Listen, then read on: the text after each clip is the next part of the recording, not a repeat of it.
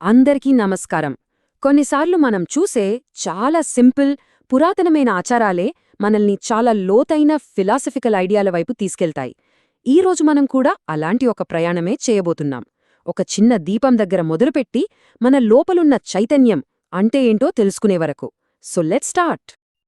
ఈ శ్లోకం చాలా ఇళ్లల్లో వినిపిస్తూనే ఉంటుంది కదా. దీపం వెలిగించేటప్పుడు చాలామంది చదువుతారు. అయితే ఇది కేవలం ఒక ప్రార్థనే కాదు. ఇది ఒక చాలా పెద్ద ఆలోచనకు, మనం ఇప్పుడు మొదలుపెట్టబోయే ఒక అన్వేషణకు ఒక స్టార్టింగ్ పాయింట్ అన్నమాట. దీపం వెలిగించడం అంటే, సింపుల్గా చెప్పాలంటే, చీకటిని, నిరాశను పంపించేసి ఒక హోప్ని వెల్కమ్ చేయడం. మన ఇండ్లలోకి ఒక దైవశక్తిని ఆహ్వానించి ఆ ప్రశాంతతతో ఇంటినంతా నింపేయడం లాంటిది. ఇంట్రెస్టింగ్ విషయమేంటంటే, ఈ సంప్రదాయంలో ఆ దీపంలో వేసే నూనెకు కూడా ఒక స్పెషల్ మీనింగ్ ఉంటుంది. ఫర్ ఎగ్జాంపుల్, ఆవు నెయ్యి వేస్తే సంపద, తేజస్సు వస్తుందంటారు. అదే నువ్వుల నూనె అనుకోండి, అది మనల్ని అనుకోని ప్రమాదాల నుంచి కాపాడుతుందని ఒక నమ్మకం. అంటే ప్రతి నూనె వెనుక ఒక నిర్దిష్టమైన ప్రయోజనముందనమాట.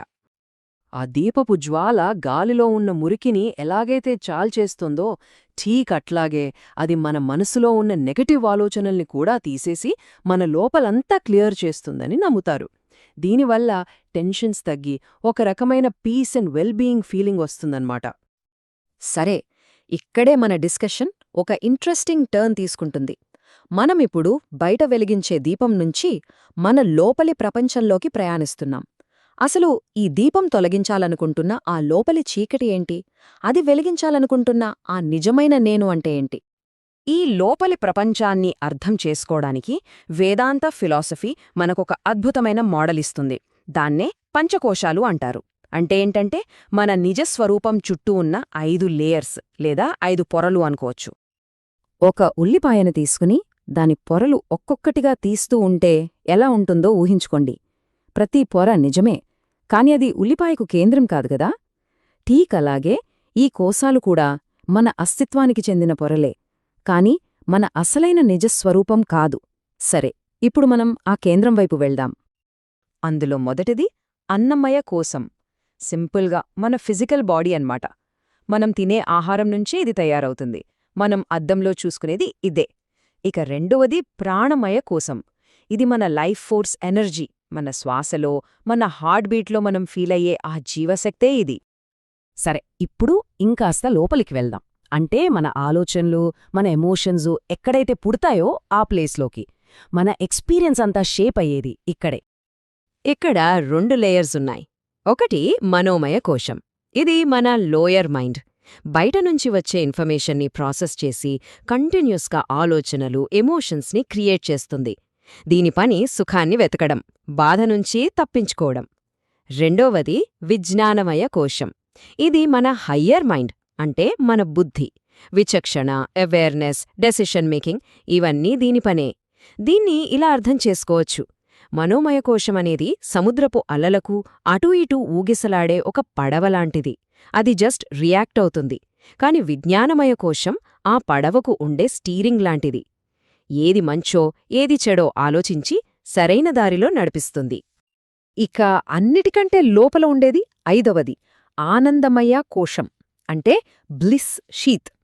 ఇది మనకు గాఢ నిద్రలో, అంటే ఎలాంటి కలలు రాని నిద్రలో ఎలాంటి ప్రశాంతత, ఆనందం ఉంటుందో అలాంటిది. ఇది ఆనందానికి సోర్స్ లాంటిది. కాని ఇది కూడా ఒక పొరే, అసలైన సెల్ఫ్ కాదు. సరే, ఒక్క నిమిషం ఆలోచిద్దాం. ఈ శరీరం, ఈ ప్రాణం, ఈ మనసు, ఈ బుద్ధి, ఈ ఆనందం ఇవన్నీ మనం వేసుకున్న డ్రెస్సెస్ లాంటివి అయితే, మరి ఆ డ్రెస్సెస్ లోపల ఉన్నది ఎవరు? వీటన్నిటినీ ఎక్స్పీరియన్స్ చేస్తున్నది ఎవరు? ఈ ప్రశ్నకు సమాధానం కోసం సాంఖ్య ఫిలాసఫీ మనకు 2 ముఖ్యమైన కాన్సెప్ట్స్ని పరిచయం చేస్తుంది. అవే ప్రకృతి మరియు పురుష.